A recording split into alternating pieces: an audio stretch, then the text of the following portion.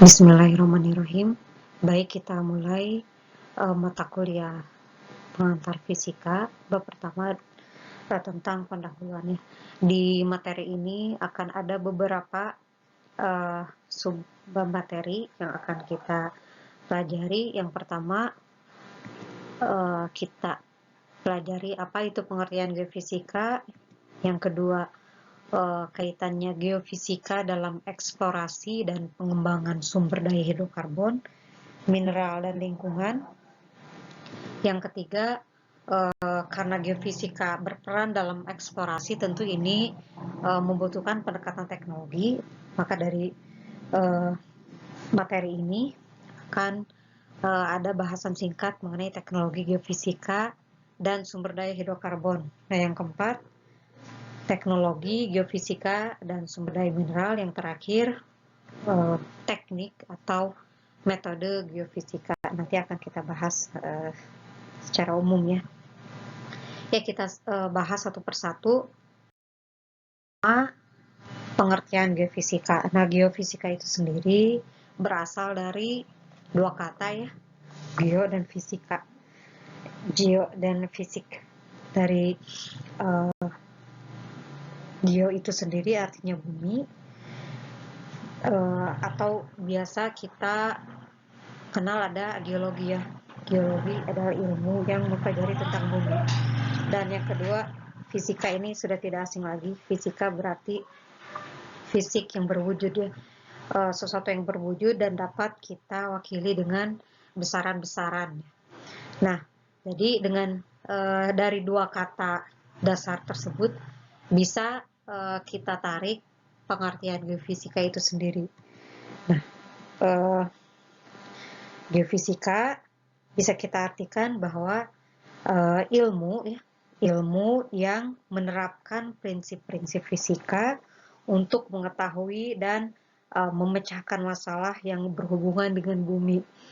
Atau bisa kita artikan pula geofisika ini mempelajari bumi dengan menggunakan prinsip-prinsip fisika ya.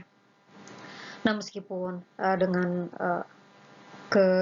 dengan agak terbatasnya pengertian ini, seiring perkembangannya yang sangat cepat, batas yang jelas antara geologi ya, fisika dan geofisika ini menjadi kabur.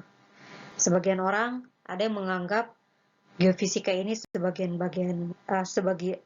bagian dari geologi, sementara yang lain menganggap bahwa geofisika ini merupakan bagian dari ilmu fisika. Nah, tapi itu tidak masalah ya.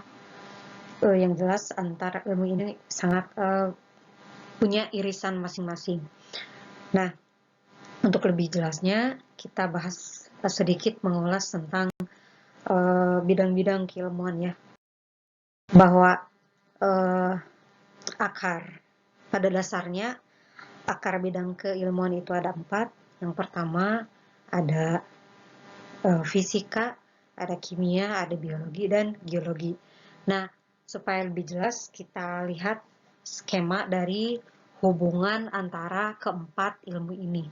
Nah, di sana bisa kita lihat ditandai warna bulat ya, warna bulat biru, ada fisika, kimia, biologi, dan geologi. Nah, masing-masing dari keempat akar bidang ilmu ini sangat berkaitan antara satu sama dengan yang lainnya.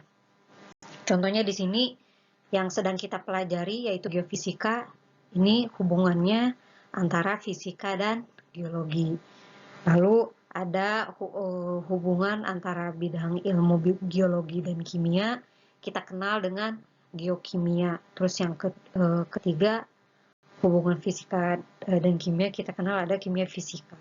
Nah, sekarang hubungan dari 3 ilmu itu terhadap biologi memunculkan istilah baru juga yang menarik ya.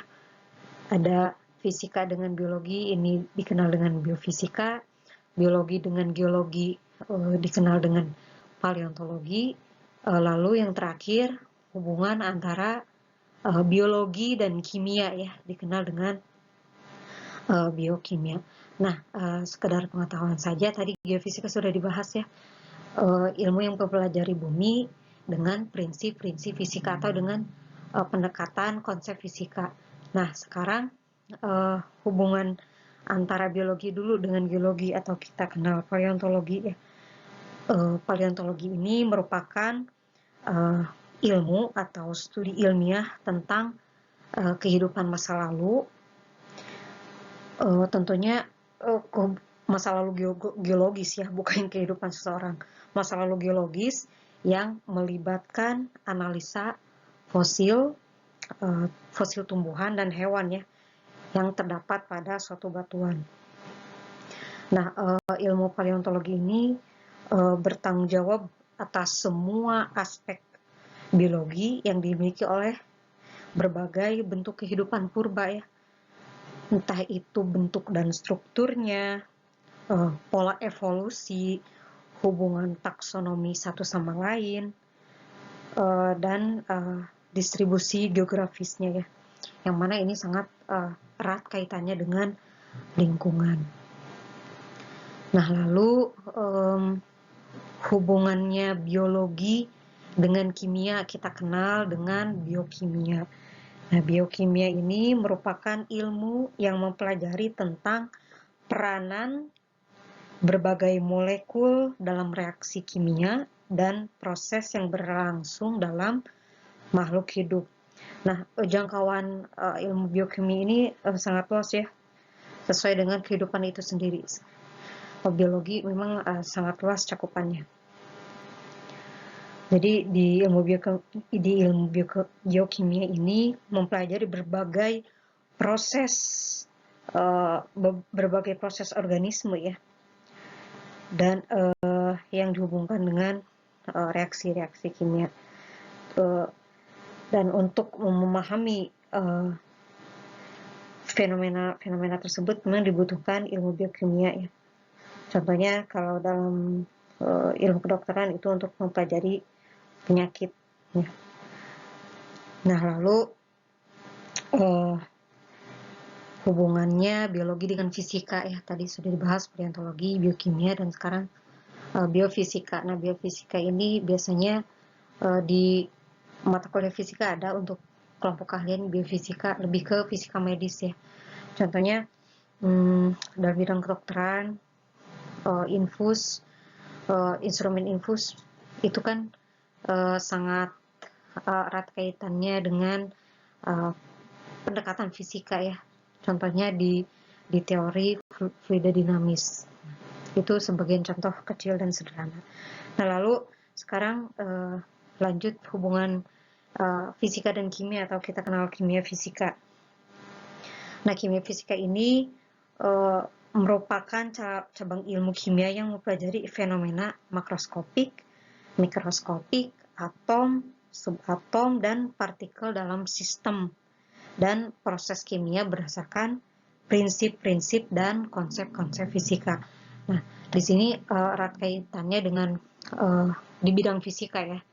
Di fisika klasik seperti energi, entropi, suhu, tekanan, lalu ada viskositas atau tegangan permukaan, lalu di listrik hubungannya dengan hukum Coulomb dan interaksi dipol. Tidak cuma berhubungan dengan fisika klasik saja, tapi dengan mekanika kuantum dan mekanika statistik. Contohnya di mekanika kuantum di materi pembahasan tentang foton, bilangan kuantum, terus tentang spin dan prinsip ketidakpastiannya. Karena di sini lebih dibahas yang bersifat materi ya, materi yang sangat kecil gitu. Nah, biasanya pemanfaatan dari mata kuliah ini dasar teori untuk proses termodinamika kimia, kinetika kimia, terus ada elektrokimia ya, fotokimia dan lain sebagainya. Nah, lalu yang terakhir kimia dengan geologi. Nah, dikenal dengan adanya geokimia ya, ilmu geokimia. Nah, biasanya ilmu geokimia ini eh, diterapkan karena ini berhubungan geo ya. Contohnya dalam eksplorasi ketika suatu prospek akan diadakan pengeboran contohnya, di sana biasanya harus ada validasi lab, diambil sampel bahan di area tersebut lalu dianalisa di lab, dan di sana bisa dianalisa kandungan-kandungan di daerah tersebut ya. Nah, di luar 4 bidang ilmu tadi ada cabang ilmu lainnya yaitu astronomi. Nah, astronomi ini merupakan ilmu yang mempelajari alam semesta ya di luar bumi, dan kadang-kadang juga dipandang sebagai cabang ilmu fisika. Nah, selain itu terdapat ilmu lain yang ini sangat penting ya, tools atau alat bantu untuk ilmu-ilmu lainnya, yaitu matematika. Nah, matematika ini merupakan ilmu yang mempelajari tentang bentuk dan angka ya. Nah, mungkin itu sebagai gambaran tentang kaitan-kaitan antar akar bidang keilmuan. Nah, di sini lanjut peranan geofisika dalam eksplorasi dan pengembangan sumber daya hidrokarbon, mineral, dan lingkungan. Nah, di sini kita sebelum bercerita lebih jauh, ada skema juga yang harus kita pahami. Nah, di sini ada hubungan antara berbagai ilmu dan teknologi berdasarkan Howell tahun 1959. Nah, di sini bisa kita lihat di inti dulu ya. Di sini ada ilmu murni. Ada 3. Yang pertama ada fisika, kimia, matematik ya. Nah, setelah itu berkembang ada meteorologi, ilmu tentang cuaca, oceanografi, tentang kelautan ya, petrologi. Ini saya pikir patologi ilmu yang mempelajari tentang penyakit. Lalu ada geologi yang tadi sudah dibahas sedikit, terus lanjut ada biologi. Nah, dalam pemanfaatannya untuk kehidupan sehari-hari, di pengembangan ilmu-ilmu ini dimanfaatkan untuk 4 pemanfaatan utama. Yang pertama ada rekayasa, kedokteran, pertanian, dan sumber daya alam. Nah, keempat bidang ini pemanfaatan dari pemanfaatan dari ilmu-ilmu yang tadi tentu saja untuk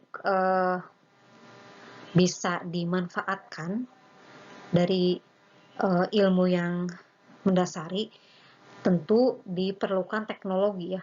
Nah, di sini ada 2 jenis teknologi. Yang pertama teknologi konstruktif yang mencakup rekayasa dan kedokteran.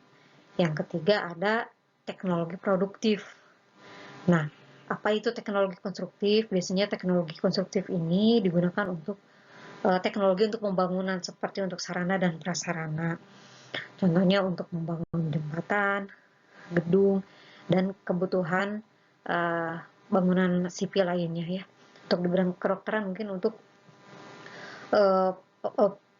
pembuatan teknologi pembuatan ya yang berhubungan dengan kesehatan ya.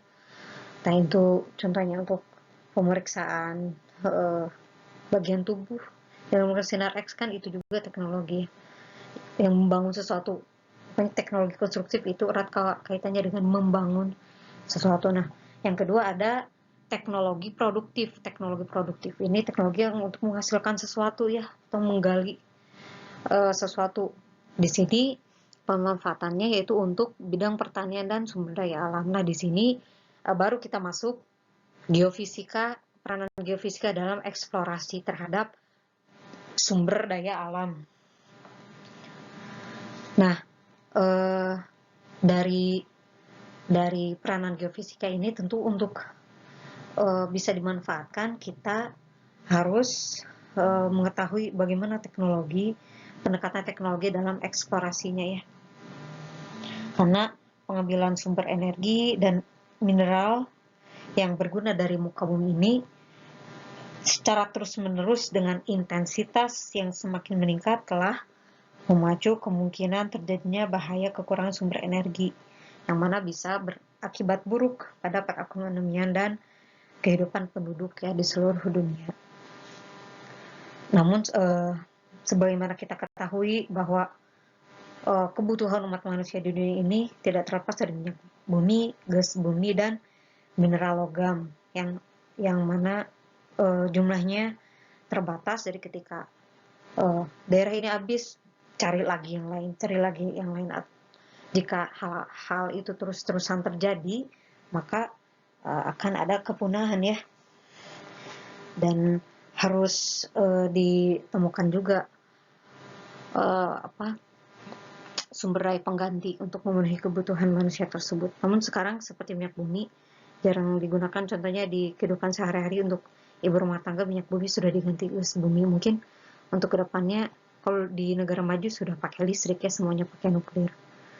Nah kalau di kita memang di Indonesia sangat bergantung pada hidrokarbon, minyak bumi, dan gas bumi.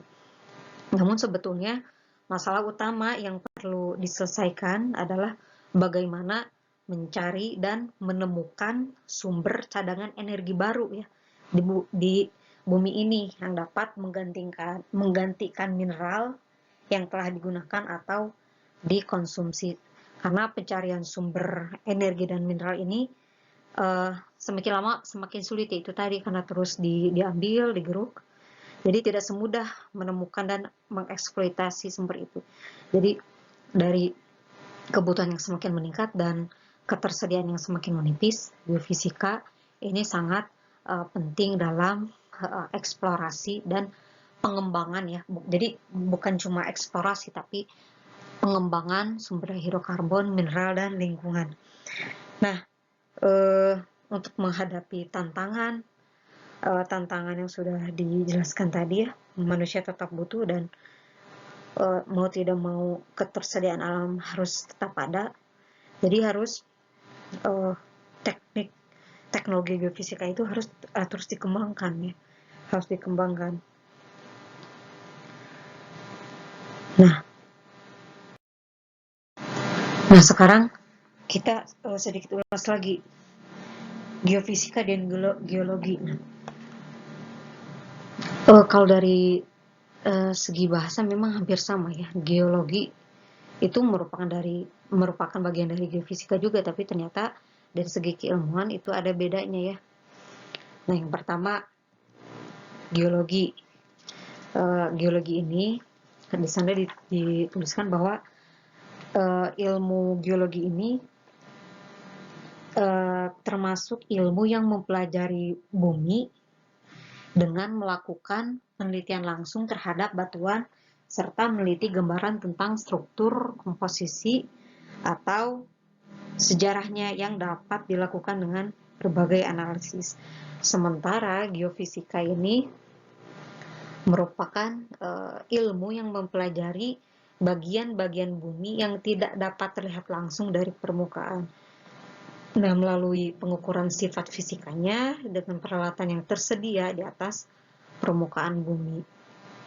Jadi geofisika ini dapat mencakup interpretasi pengukuran yang dilakukan untuk mendapatkan informasi yang berguna tentang struktur dan komposisi lapisan di dalam bumi. Jadi singkatnya begini bedanya geofisika dan geologi, sebetulnya hampir sama, cuman geologi itu biasanya hanya bisa melakukan observasi di atas permukaan bumi, sedangkan geofisika dengan kekuatan prinsip-prinsip fisika bisa memberikan informasi yang tersembunyi di dalam permukaan bumi. Nah, makanya contohnya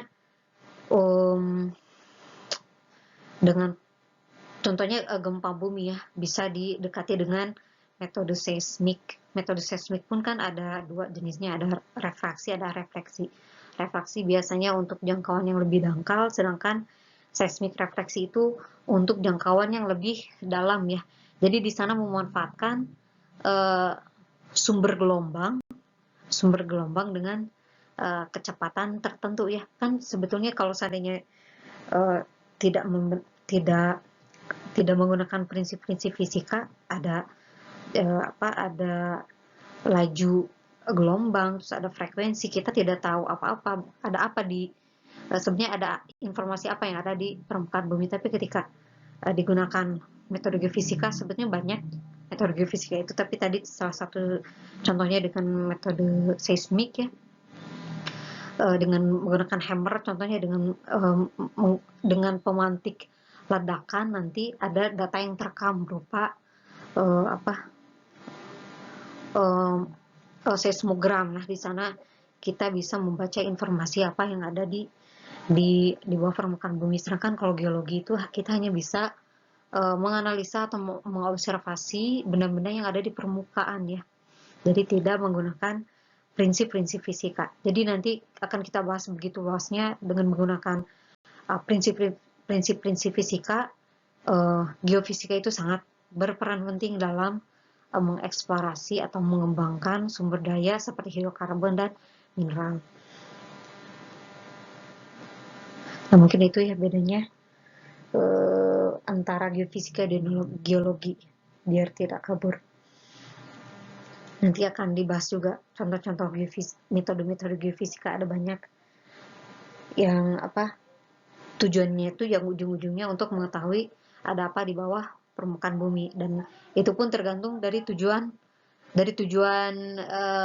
masing-masing metode. Contohnya biasanya kalau untuk mengeksplorasi sumber daya hidrokarbon atau mineral dalam jumlah banyak, itu biasanya dengan menggunakan metode seismik refleksi, atau dengan ruang lingkup yang lebih kecil mencari sumber air, contohnya membangun sumur bisa menggunakan metode geolistrik ya. Terus contohnya untuk mengetahui sesar itu ya, sesar suatu wilayah bisa menggunakan dengan metode graviti. Jadi masing-masing metode punya tujuan khususnya masing-masing gitu. Dan tentu saja setiap metode dari geofisika ini menampilkan data yang berbeda pula gitu. Untuk di metode graviti kita meninjau adanya perbedaan densitas. Terus geolistrik adanya perbedaan antar potensial listriknya ya. Nah, oke, mungkin itu gambaran singkatnya perbedaan geofisika dan geologi. Masuk ke bagaimana tantangan teknologi geofisika ya. Nah, sebetulnya eksplorasi geofisika ini merupakan teknologi yang relatif baru ya. Pada tahun 1960-an, mineral logam dicari dengan menggunakan kompas magnetik. Tetapi cara ini itu hanya digunakan dalam eksplorasi pertambangan, sedangkan untuk mengetahui bahwa permukaan bumi itu kan tujuannya beda-beda ya. Ada yang memang dalam kapasitas besar untuk pertambangan, atau bisa juga dalam suatu wilayah, contohnya nyari gorong-gorong kan bisa juga dengan dengan menggunakan geofisika, teknik metode geofisika. Nah, penelitian geofisika ini contohnya untuk minyak dan gas bumi lebih bertumpu pada sifat-sifat fisikanya ya. Nah, penemuan sifat minyak bumi dengan menggunakan metode geofisika ini pertama dilakukan pada tahun 1924. Wah, lama ya, cukup lama. Sudah hampir 100 tahun. Nah, berdasarkan sejarah dan peralatannya, teknik eksplorasi geofisika ini berkembang semakin baik dalam penampilan maupun harganya. Nah, yang jadi tujuan kan bagaimana caranya bisa mendapatkan hasil dari eksplorasi sebesar mungkin dengan biaya yang murah ya. Itu yang terus diperbaharui dalam metode geofisika. Tantangannya apa untuk teknologi geofisika ini? Nah, karena yang sudah dijelaskan tadi, sumber daya itu terus digerus dan kebutuhan umat manusia semakin meningkat, maka para teknokrat geofisika yang berada dalam situasi, jadi mereka yang punya keahlian di bidang geofisika, mereka itu seperti orang yang sedang berlari di dalam kereta yang sedang berjalan ya. Mereka harus berlari cepat hanya untuk bertahan pada tempat tempatnya berada. Jadi kita tetap ada di muka bumi, dan kita harus tetap gimana caranya agar terus-menerus bisa memenuhi kebutuhan dan keberlangsungan hidup orang banyak ya.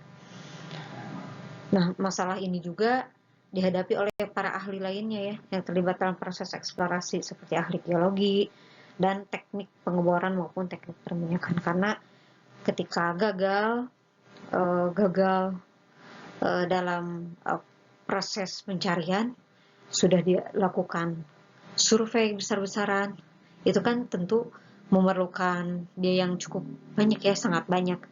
Lalu ternyata ketika dilakukan pengeboran di area prospek tersebut ternyata tidak menghasilkan hidrokarbon atau mineral, itu tentu menjadi beban bagi para teknokrat geofisika atau para ahli lainnya yang terlibat dalam proses eksplorasi. Nah, adapun perkembangan teknologi dalam eksplorasi geofisika ini dibagi dalam beberapa kasus ya, kasus maksudnya bergantung pada masalah atau tujuan yang dihadapi.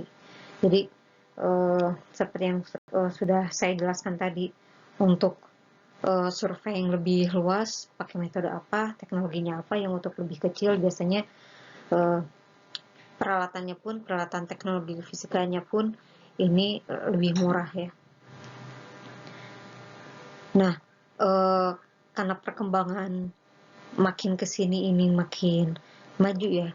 Contohnya dulu pengenalan teknologi komputer analog pada tahun 1950 dan komputer digital pada tahun 1960 ini telah mendatangkan kemampuan baru untuk merekam dan memproses berbagai macam data geofisika. Nah, tentu hal ini membuka kemungkinan untuk memprediksi informasi yang berharga meskipun terhambat oleh bising atau noise yang tidak diinginkan.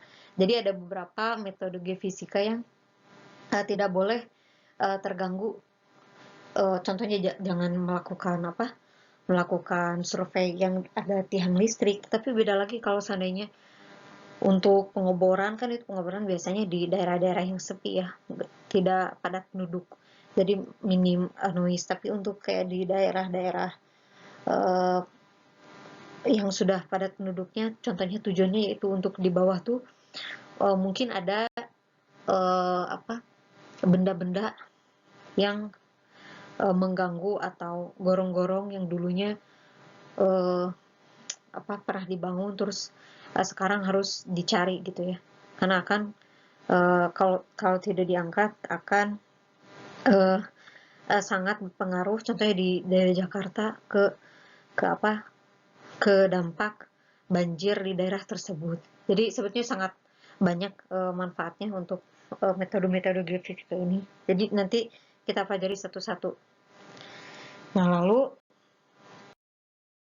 sekarang masuk ke metode atau teknik geofisika. Tadi sudah dibahas beberapa metode geofisika ya. Metode geofisika yang secara luas banyak dilakukan dalam eksplorasi. Ada beberapa. Yang pertama ada metode seismik, ada metode Geibrat atau metode gravity, ada metode magnetik, ada metode listrik atau kita kenal metode geolistrik, dan yang terakhir ada metode elektromagnetik. Nah, semua metode ini terlibat dalam pengukuran zat radioaktif dan suhu ya di dekat permukaan bumi atau di udara. Contohnya geothermal untuk mengetahui panas bumi. Nah, bisa dengan menggunakan metode magnetik ataupun metode elektromagnetik ya. Dan ini biasanya beberapa metode ini digunakan untuk pencarian hidrokarbon, atau metode lainnya lebih banyak digunakan dalam eksplorasi mineral dan untuk tujuan lain.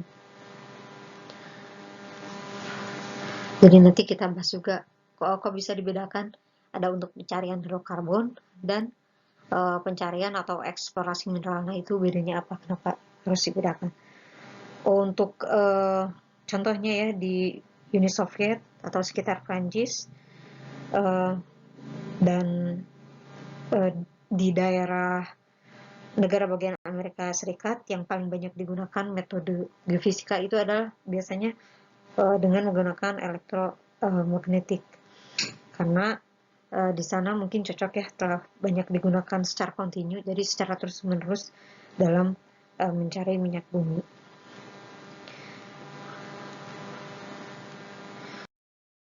Nah, sekarang masuk ke teknologi geofisika dan sumber daya hidrokarbon. Tadi sudah dibahas metode atau teknik geofisikanya. Nah, sekarang masuk ke teknologi atau peralatan. Teknologi seperti apa yang bisa mengeksplorasi sumber daya hidrokarbon. Nah, teknologi geofisika ini pada dasarnya adalah teknologi yang dikembangkan dengan menerapkan sejumlah hukum fisika pada berbagai sifat fisik bumi agar dapat dimanfaatkan umat manusia. Nah, jadi intinya bagaimana caranya dengan ilmu geofisika muncul teknologi untuk mendapatkan hidrokarbon ya. Nah, tujuannya ketika selain untuk sumber daya alam dan pemanfaatan kebutuhan umat manusia, dengan pendekatan teknologi geofisika ini juga bisa mendapatkan beberapa manfaat lainnya, contohnya mitigasi bencana gempa bumi, gunung api, serta untuk pembangunan infrastruktur ya, seperti jalan, gedung, jembatan, bendungan, dan bangunan sipil lainnya. Nah, di sini contohnya dihubungkan dengan mitigasi bencana gempa bumi. Contohnya dengan menggunakan metode gravity atau metode gaya berat, kita bisa mengetahui karena ada sesar, mungkin kemungkinan di sana bisa anjlok dan longsor. Ketika sudah tahu, mungkin bisa jadi informasi untuk penduduk sekitar untuk tidak tinggal di sana, atau mungkin yang sudah pernah tinggal di sana dan terdampak bencana tersebut bisa pindah ke tempat yang lebih aman. Terus gunung api ya, ini biasanya dengan menggunakan metode seismik. Terus untuk pembangunan infrastruktur jalan bisa dengan menggunakan geolistrik, magnetik ya. Terus untuk gedung, jembatan, nah ini apa hubungannya pembangunan gedung dan jembatan pun perlu diadakan survei geofisika, karena bisa jadi contohnya akan membentuk gedungnya. Di sana ternyata di bawah lapisan bumi tersebut kandungan airnya banyak, jadi tidak padat ya. Kalau sudah tahu itu tidak padat ya, berarti kita tidak bisa membangun gedung. Terus jembatan juga kerapuhan atau kekuatan tanah ya di wilayah tersebut. Terus kalau kita sudah tahu juga di daerah sana tektoniknya aktif, berarti kan sering ada pergeseran, berarti jangan ada pembangunan jembatan di sana, karena akan sangat berdampak pada nanti ketika sudah dibangun bisa saja gampang rusak karena ada geseran-geseran yang ada di bawah permukaan bumi tersebut. Lalu bendungan pun ya, dan bangunan sipil lainnya. Nah, sebetulnya tujuan utama dari teknologi geofisika dan sumber daya hidrokarbon ini adalah untuk mengeksplorasi sumber daya bumi seperti mineral, ya, batuan, batu bara, minyak, dan gas bumi. Juga bisa untuk keperluan teknologi militer. Teknologi militer ini biasanya untuk mencari galian dan deteksi adanya percobaan nuklir. Jadi pokoknya segala sesuatu yang ada di bawah permukaan bumi ketika ada anomali kan banyak jenisnya. Itu bisa didekati dengan prinsip-prinsip fisika, sehingga karena itu hubungannya dengan bumi, jadi dengan menggunakan teknologi geofisika ya. Jadi sangat penting mulai dari hal yang kecil sampai untuk hal yang besar ya, untuk kebutuhan umat manusia. Tadi teknologi geofisika dan sumber daya hidrokarbon, sekarang hubungannya dengan sumber daya mineral. Nah, untuk teknologi geofisika dan sumber daya mineral ini, sebagai ya pengetahuan saja bahwa hanya Indonesia yang bergantung pada produksi minyak dan gas untuk memenuhi kebutuhan energinya. Nah, ini sama saja dengan bergantung pada kandungan mineral untuk membiayai ekonomi industri yang merupakan dasar peradaban modern. Nah, tadi sudah dibahas teknologi geofisika dan sumber daya hidrokarbon, sekarang mineral. Ini sebagai cerita bahwa survei yang menakjubkan dari teknik geofisika bisa ditemukan di Perancis pada tahun 1980-an. Di sana berhasil ditemukan 2 jenis biji. Ini sangat mempunyai nilai ekonomi yang tinggi ya, yaitu biji sulfida dan biji besi. Adapun mineral lain yang ditemukan yaitu kromit dan emas. Mungkin emas ini sangat familiar di lingkungan kita ya. Lewat teknik geofisika juga kromit dan emas berhasil ditemukan dengan survei geofisika. Nah, apa sih sebegitu pentingnya sulfida ditemukan, emang keuntungannya apa ya? Nah, di sini biji sulfida ini sangat menguntungkan sebagai sumber tembaga dan molibdenum. Adapun logam penting pada biji sulfida diantaranya tembaga, nikel, seng, dan timah. Dan mineral yang ditemukan pada biji sulfida itu antara lain kalkopirit, bornit, molibdenit, pirit, auritit, galena, dan sfalerit.